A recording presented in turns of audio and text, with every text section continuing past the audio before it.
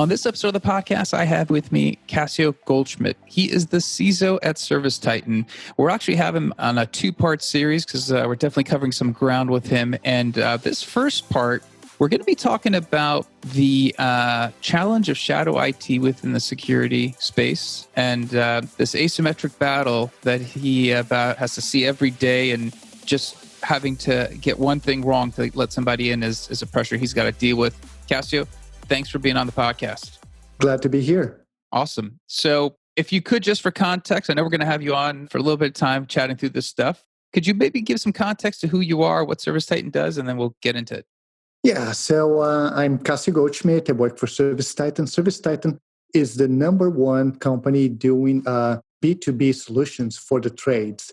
So what we do is we have people that comes to your home to fix your plumbing, air conditioning, and so on, to have the back office that they deserve in order to do the service. Traditionally, this has been a very underserved type of industry, and we came to change that. As for me, I've been in information security for more than 20 years. I started really early my dealing with computers when I was about, I would say, 7 years old. Got my master's degree in software engineering, have an MBA, and been in ServiceTitan for the last 2 years as their CISO. Awesome, man.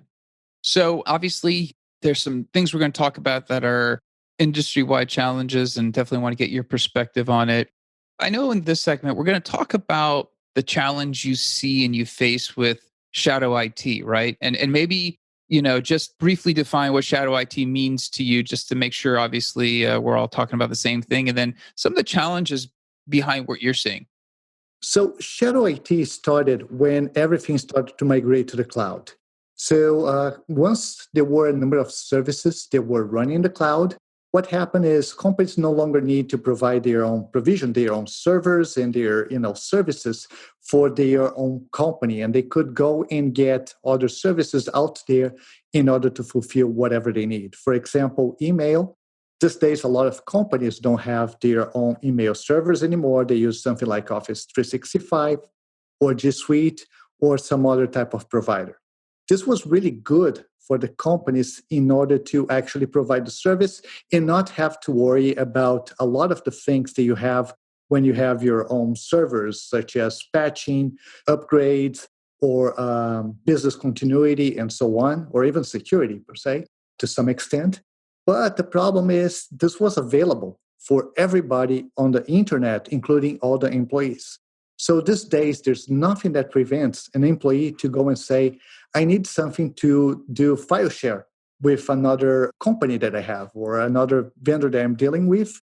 Go to the internet, get the file share, pay with the credit card, and IT never knows about it. And I could imagine people are used to that, right? Like in their everyday life, on my mobile device, I can pick it up. I can download the app I need to, either entertain me or to help me become more efficient. So people are quite used to just doing that without thinking about the ramifications. Is that part of the trend that we're seeing? Exactly. So basically, people are getting the service they need in order to fulfill whatever they are doing at this point, and never think about how secure is that file storage. What are they going to do with my data? What are they going to do with my customers' data if I actually put there, right? And there are different ways that people can get the services, and sometimes they are free, right? And free seems to be a good thing. Never thinking about what can happen with the actual data and the accounts, or even if the accounts are breached and they appear on the internet in sites like WASPY. Those things are never something that the security team or the IT team will actually know unless it's very explicit. So it's really important to start monitoring this kind of things inside the company and seeing what URLs, what pages that people are actually accessing, to try to find this kind of problem that is becoming very common for every single company out there. I guess if you go back years ago, everything was locked down when the internet was first coming around, right? Everyone was afraid. So half the websites were not available. People didn't have mobile devices. The approach was lock it all down. Don't give access to anything outside of the core site somebody might need. And obviously that's changed because the mobile device basically meant they could just browse at their desk without being on your laptop, your corporate network. So that shift has kind of been forcing security into now look at maybe different ways of that relationship, right? So it's no longer you can't because people are. Is it partly education as well, or is it all purely, a technology solution that you need to have in there to help again see what IP addresses, website people are going to, and start to maybe see those patterns? It's definitely a part of the education. People want the solution right now, right? And they just go and try to solve their way, whatever their way is, browsing the internet. So there's no thought about, the security of the solution. And it's part, an education problem. But as you mentioned, people have, their own cell phones that they can use in order to browse the internet, never touch the corporate network. And with the pandemic that we're in right now, everyone's working at home anyway. So just scanning the network for the patterns of where people are going and so on is no longer sufficient, right? Because a lot of people are not even using VPNs as they used to in the past because they don't have to go to the corporate network if everything is out there.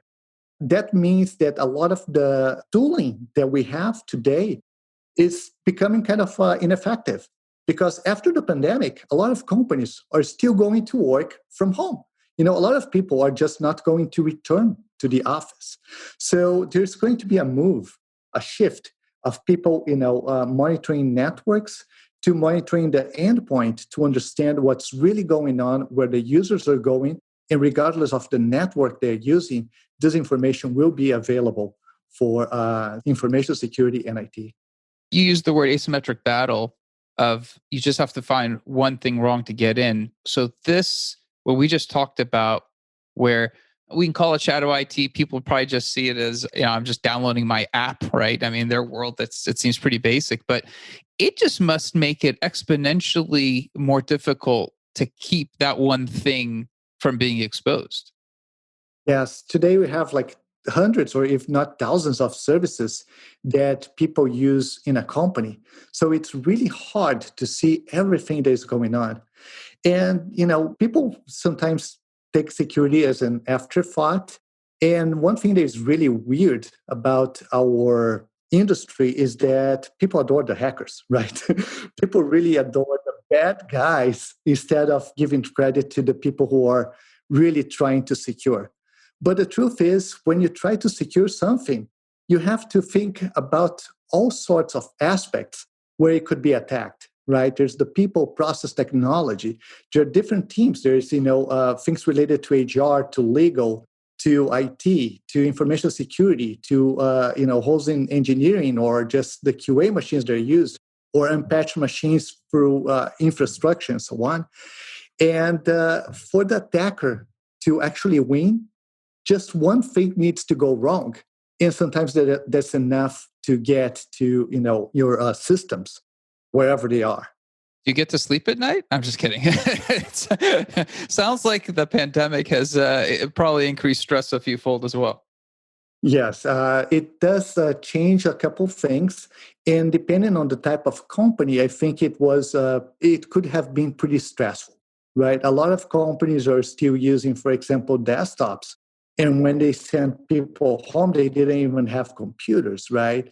A number of companies were not properly provisioned with their bandwidth to get everyone going back to the office and just assuming that they were working from home, right? And some others just didn't do the right thing with protecting the endpoint and lost a lot of the visibility that should be there in order to get things, properly monitor and defend their employees. Absolutely. When you're actually looking right now and trying to envision your roadmap, right? It sounds like you're already assuming people are going to, be a lot more remote than they ever were. How much of the old roadmap did you have to throw away, just out of curiosity? Actually, a lot of changes, to be quite frank. We're looking at the tooling that we have for that we want for next year, and it's quite different from a lot of the tools that we use today. Just because people are not going back to the office, and technology is also changing. A lot of the tools that were very effective in the past, they're no longer that effective, right? Programming languages change. They're a lot more dynamic. When you use things like, let's say, Node.js, than when you had like your strongly typed C, C++ type of language. And the way you build web pages is also different, right? The web pages are more dynamic and they're confusing a lot of the traditional security tools that you had in the past. So it's pretty incredible how many things are actually changing, and you want to use different technology in order to keep up with the job that you have to do, right? In fact, the AI and machine learning also provide a lot of new opportunities for us to rethink about the staff that we need and who should be in the staff. Should they actually hire somebody to stare at a monitor 24 by 7? Or should they actually try to get some solution that's a little bit smarter and could be actually managed with a smaller team in a more effective way? Absolutely. I guess a question just to touch on that when you mentioned like AI and ML solutions, obviously your hope is that you're going to have a solution that can be learned and trained to overcome some of the multitude of gaps that could be open. Are you also then on the flip side realizing that your potential makeup of your staff and obviously the technologies are shifting? Is that also going to shift with these new tools and new technologies that have to come in, or is it a case of potentially retraining? The shift already started, and I think started a while back. And I can see with my staff today that the profile of the people that I'm hiring is different than what I would hire several years ago. To give you an example, everybody in my team has an MBA, and I didn't do this by design. It just happened because speaking to the business and trying to understand and determine the risk is actually something that really needs business understanding and what's going on, and how severe the findings are for the business.